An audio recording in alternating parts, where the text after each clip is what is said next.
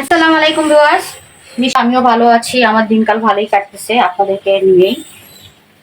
তো আজকে ভাবলাম বাজারে নতুন নতুন সজি, আমরা এটাকে সজি বলি।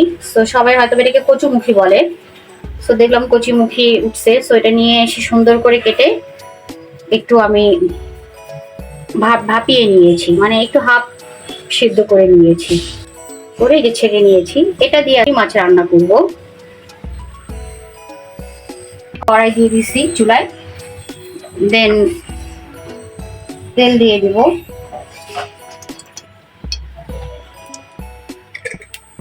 তেলটা আপনারা পরিমাণ মতন ইউজ করবেন।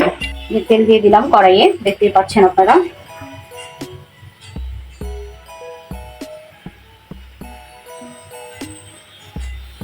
তো ভিউয়ার্স, এই টাকি মাছটা দিয়ে কচুমুখী রান্না করব। টাকি মাছটা আগে থেকেই সুন্দর করে কেটে কুটে ধুয়ে নিয়েছিলাম। সো এখন এটাকে একটু 1 চামচ হলুদ এবং পরিমাণ মতো একটু লবণ দিয়ে এটাকে মেখে চিপে আমি এটাকে একটু ভেজে নিব।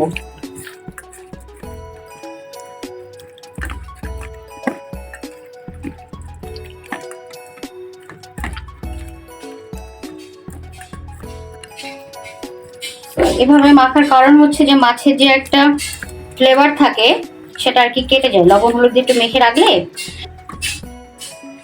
লবণ হলুদ দিয়ে একটু ভাজলে এই ফ্লেভারটা একটু কেটে যায়।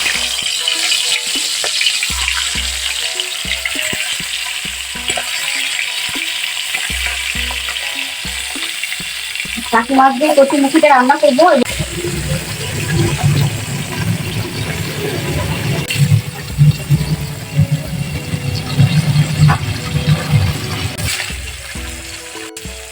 এভাবে টাকি মাছটাকে একটু ভেজে নিব, একটু সময় নিয়ে একটু ভাজবো।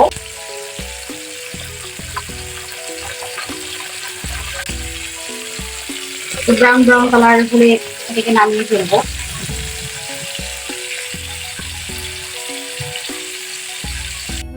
আমি মাছটাকে বাটির মধ্যে তুলে ফেললাম, একটু অল্প করে ভেজে নিয়েছি। নিয়ে এখন এটার আমি যে সম্পূর্ণ কাঁটাটা একটু ছড়াই নিব। এভাবে একটু ঠান্ডা হয়ে গেলে সম্পূর্ণ মাছের কাঁটা, যেটা দেখেন মাছের যে কাঁটাটা থাকে একটু গরম, একটু ঠান্ডা হয়ে গেলে এটা সম্পূর্ণ ছড়াই নেব।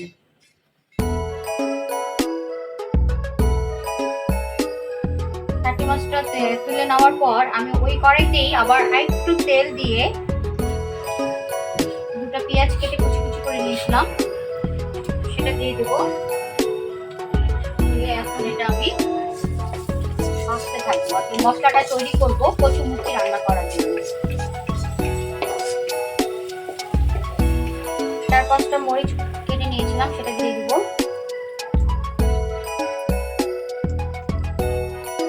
একটা রসুন কুচি করে নিয়েছিলাম, সেটা দিয়ে দিব। কুচি করে নিয়েছিলাম, দেখতে পাচ্ছেন আপনারা।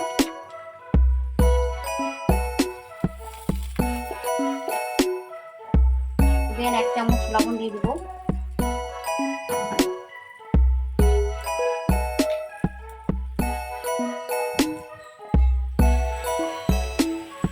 এক চামচ হলুদ,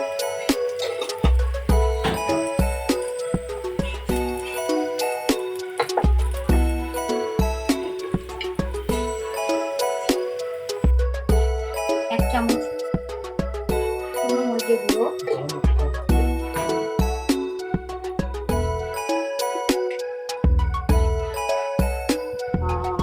চামচ জিরার মশলার গুঁড়ো।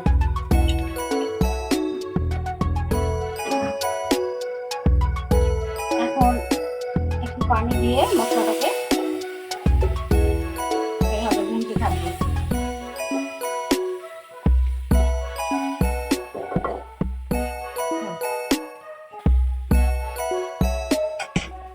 এখানে আমি একটু হামশিলে একটু কাঁচামরিচ, অল্প একটু রসুন এবং একটু জিরা বেটে নিচ্ছি। এভাবে দিলে আর কি মশলার ফ্লেভারটা খুব সুন্দর হয়।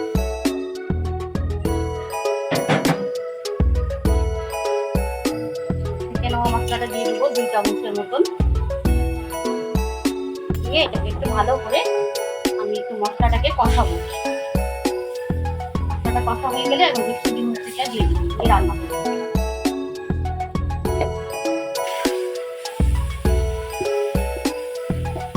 দেখতেই পাচ্ছেন মশলাটা সুন্দরভাবে কষানো হয়ে গেছে। এখন আমি সিদ্ধ করা কচুমুখিটা দিয়ে দিই।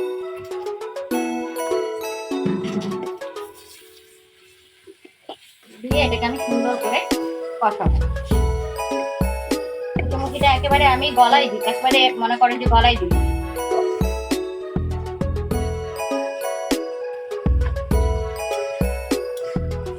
এইভাবে একটু পানি দিয়ে দিব, অল্প অল্প করে পানি দিব, আর এটাকে সুন্দর করে কষাবো। এখন এটাকে ঢেকে দিব, একটু সিদ্ধ হওয়া পর্যন্ত ওয়েট করতে হবে। মানে ভেঙে দিব সবগুলো যেহেতু, তাই গাল একটু সিদ্ধ হওয়া পর্যন্ত ওয়েট করতে হবে। আবার তারপর মাছটাকে দিয়ে আবার একটু কষিয়ে কষিয়ে এটাকে রান্না করবো। খেতে কিন্তু অনেক মজা লাগে।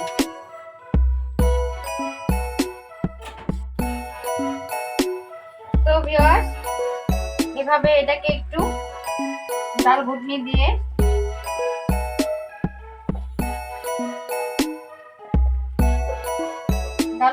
এটাকে একটু এভাবে করে দিব যাতে সম্পূর্ণ পেস্ট হয়ে যায়।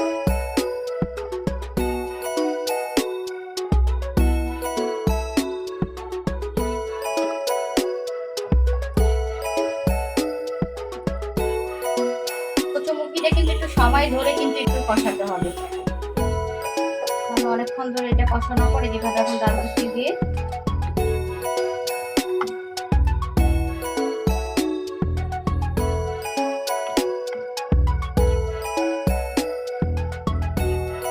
এখন আমি এর মধ্যে মাছটা দিয়ে দেব।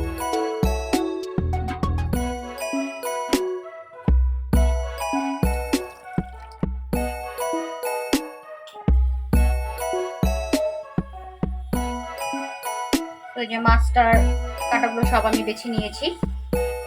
মিডল পার্টটা, মাছের কাটা কাটা যে পার্টটা যে থাকে ওটা সম্পূর্ণ তুলে নিয়ে এভাবে করেছি। এখন আমি এর মধ্যে টাকি মাছটাকে দিয়ে দেব, দিয়ে আবার এটাকে আবার 5 মিনিট আবার কষাবো।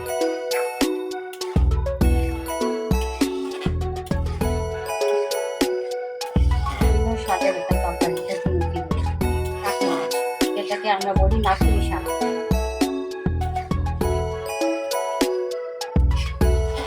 মাছ মাংস খেতে খেতে বোরিং হয়ে গেলে এরকম কিছু একটা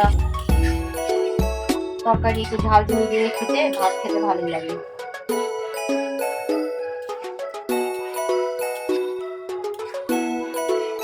তারা ঝাল খেতে পছন্দ করলে একটু বেশি করে ঝাল দেবেন। আমি কিন্তু একটু পরে আবার কাঁচামরিচ দিয়েছি, এরপর আমি একটু ঝাল ঝাল খাবো।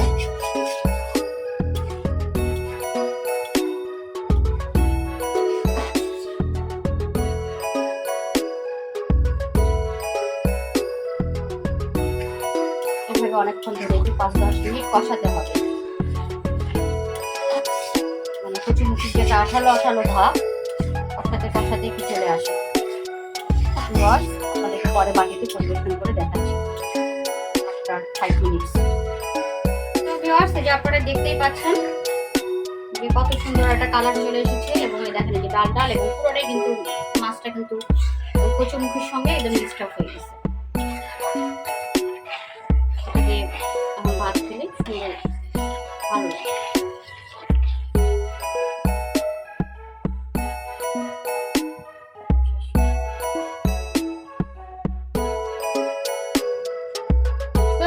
আপনারা দেখতেই পাচ্ছেন আমি এই যে বাটিতে আপনাদের সামনে পরিবেশন করলাম।